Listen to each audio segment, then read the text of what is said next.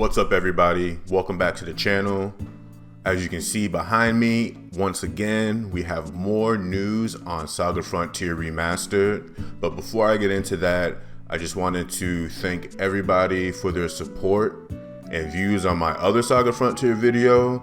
I had no idea when I made it that there were so many fans that were as passionate about this game as I am. And it really made me happy to see all the views, all the comments, all the conversations that I've had with people in the comments. I really love it. It's been really fun. And I just want to thank you guys very, very much. But now that that's out of the way, let's get into the juicy new news we have about our man Fuse. All right, so some of you may be wondering, who is Fuse?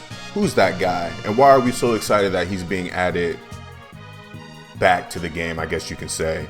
Well, in the original Saga Frontier, Fuse was a detective character that worked for the IRPO or RIPRO. Which one is it? IRPO, I think. Yeah, IRPO. And while he was supposed to have his own storyline and plot, he got cut. And he was just reduced to kind of like a side character that interacts with other characters in their storylines, but he didn't really bring a lot to the table himself. In the remaster, they've restored Fuse, and now he has his own storyline, and now we're finally getting details on how that's going to work. First and foremost, you have to beat the game with one of the original cast members to unlock Fuse's storyline. The reason for this is because Fuse's storyline is him playing detective, entailing the characters who you select, and it plays out like he's trying to solve a case. So for example, let's say you beat the game with loot, and then that unlocks the loot scenario for Fuse, and then you select Fuse and play through loot scenario as Fuse, like you're trying to solve the case of Loot's story. That's the best I understand it with the information that we were given. I hope that's the case because that really sounds cool. That kind of reminds me of like Suikoden 3, like how you had your three main characters, and then at certain points they would interact or they would be in the same place, but you got to see an event from a different point of view. I think that's a really cool thing that doesn't get done enough. So I think it's really clever that Square Enix decided to handle Fuse's storyline this way. So obviously there's 7 characters, so you have 7 different scenarios to play through as Fuse. And this is where things start getting kind of cool, because if you remember correctly, in the original Saga Frontier, because of the way the stories worked and the way that events worked, you couldn't put everybody in the game in a party together. It just wasn't possible. Well, because of Fuse's storyline and the nature of how it works, if you unlock all the storylines and play through with Fuse, you're able to make party combinations that were not possible in the original game. Square Enix is putting their foot in this one. That's so cool to me. You can finally make your dream party scenarios. Thank you, Fuse. Fuse also has this other cool thing that they call what if scenarios. So it's basically, as Fuse is tailing your character like Loot, let's stick with Loot. What would happen if at a certain point in Loot's story, Fuse got involved? What would happen? Well, thanks to Square Enix, we can find out, because that's exactly what you can do. Now, there's not a lot of detail on this particular feature yet, or if it's going to be like it works as Fuse's storyline and there's just certain key points in everybody's scenario where you can jump in or you can choose to stay back, or if it's a whole separate mode where Fuse just automatically intervenes at random points in people's stories. Don't know that yet, but the fact that that's even a thing that you can do is really sick, and again speaks to the level of detail and attention that Square Enix is giving this remaster. And another thing about these what if stories that's really cool is that whenever Fuse intervenes, it alters the ending of that scenario. So there's new plot lines, new story branches, new endings that are opened up because of this what if feature featuring Fuse.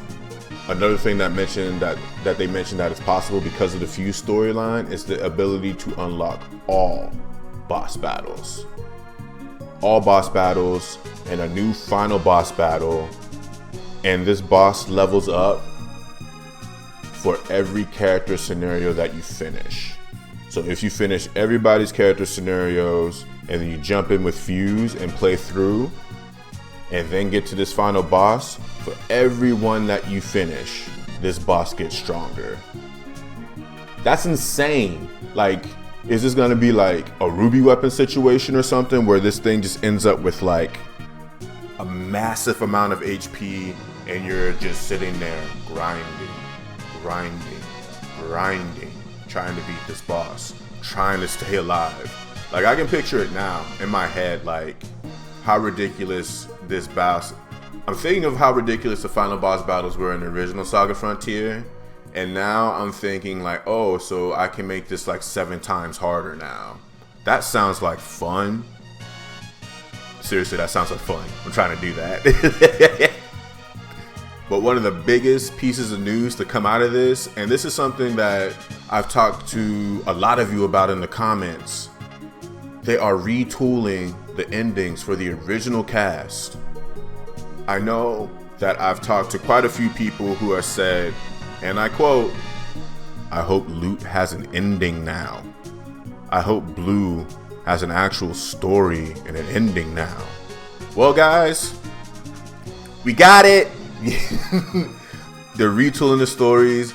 I hope that means they're picking up loose threads, closing plot lines, and just giving these guys cohesive stories with conclusions. As fun as the original game was, it was not perfect. It was honestly far from perfect, despite the love that it has from me and the JRPG community at large. I think this is a wonderful game, and I think that it deserves all the love and attention that it's getting, and I wouldn't even be mad if it got more. In general, I'm just really happy that Square Enix hasn't forgotten about the older Saga games. They've re-released Romancing Saga 1, 2, and 3. Now they're getting into Saga Frontier, and I hope that Saga Frontier receives the same love and care that Saga Frontier has received, because quite frankly, like I said in my last video about this game, if it wasn't for Saga Frontier 2, I wouldn't have the feelings I have for Saga Frontier in general. Alright everybody, that's all the news I have for now. When we get more, I'm definitely going to come back and keep you guys in the loop. But we're just sitting here waiting for April 15th.